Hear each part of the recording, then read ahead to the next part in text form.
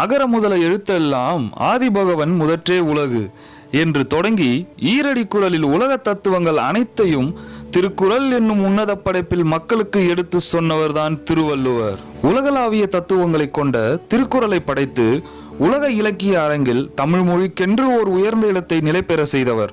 இவர் உலக மக்களால் தெய்வ புலவர், பொய்யில் புலவர், நாயனார், தேவர், சென்னாப்போதர், பெருநாவலர், பொய்யாமொழி புலவர் என்றெல்லாம் பல பெயர்களில் அழைக்கப்படுகிறார். அவர் எழுதிய திருக்குறள் வாழ்வியலின் எல்லா அங்கங்களையும் இனம், மொழி, பாலின பேதங்களின்றி காலம் கடந்தும் பொருந்துவது போல் கூறியுள்ளதால் திருக்குறளை சிறப்பிக்கும் விதமாக உலக பொதுமறை, முப்பால், ஈரடி நூல், உத்திரவேதம், தெய்வ நூல், பொதுமறை, பொய்யாமொழி, வாயுரை வாழ்த்து, தமிழ்மறை, திருவள்ளுவம் போன்ற பல பெயர்களால் சிறப்பித்து அழைக்கின்றனர்.